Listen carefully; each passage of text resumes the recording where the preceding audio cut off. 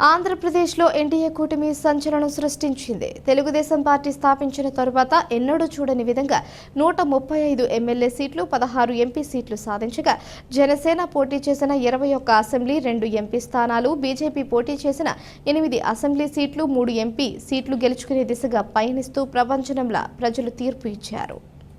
AP assembly ఎన్నికల ఫలితాల్లో కూటమికే స్పష్టమైన ఆధిక్యం రావడంతో తెదేపా అధినేత నారా చంద్రబాబు నాయుడు కుటుంబ సభ్యులు సంబరాలు చేసుకున్నారు. టీడీపీ అధినేత నారా చంద్రబాబు నాయుడు ఈ నెల 9వ తేదీన ఉదయం 11:53 అమరావతిలో ప్రమాణ స్వీకారం చేయనున్నట్లు సమాచారం. స్పష్టమైన విజయం సాధించడంతో చంద్రబాబు సతీమణి భువనేశ్వరి, లోకేష్ బ్రాహ్మణి, దేవాంశ్ బాలకృష్ణ, సతీమణి వసుంధర, ఇతర కుటుంబ సభ్యులంతా కలిసి కేక్ కట్ చేశారు.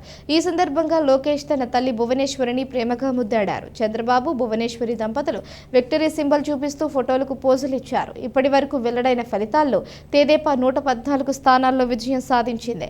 మరొక 22 స్థానాల్లో ఆధిక్యంలో ఉంది. జనసేన తనకు కేటాయించిన అన్ని స్థానాల్లో గెలిచి సత్తా చాటుకుంది.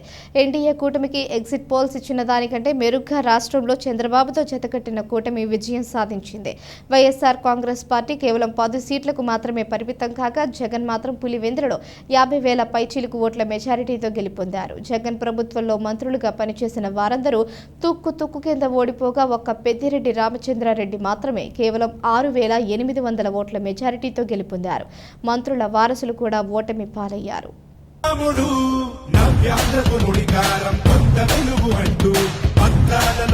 చంద్రబాబు నాయుడు ఏ పడుగుకైనా వెన్నుదన్ను నిలిచి, ఏ మహిళకైనా భరోసాని పెంచి, నా ప్రజలు అంటూ జీవితాన్ని విడిచి ఆ ప్రగతి కోసమే శ్రమించింది నిలిచి. జై తెలుగుదేశమా, జై తెలుగుదేశమా, ప్రజల ప్రగతి కోరిన నలుబదేండ్ల చరితరా. జై తెలుగుదేశమా, జై తెలుగుదేశమా, తెలుగు నేలమన్ననా తిరుగులేని దీవెనా. జై తెలుగుదేశమా, జై తెలుగుదేశమా, ఇదే ప్రజల గుండెరా, మీరు కదలి రండిరా.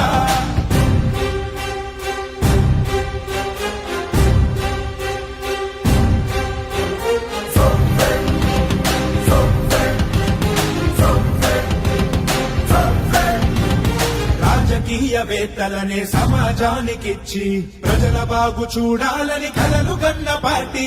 మూడు గుడ్డ నీరు బడుగు వారి బాధ నుంచి కడుపు నిండా అన్నమెట్టు కన్న తల్లి పార్టీ.